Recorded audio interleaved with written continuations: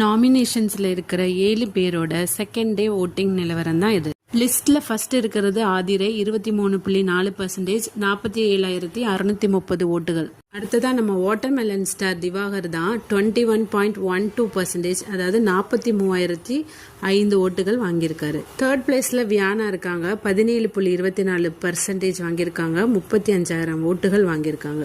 நாலாவது இடத்துல பிரவீன்ராஜ் இருக்கிறாரு, 11.1%, 22,588 ஓட்டுகள் வாங்கியிருக்காரு.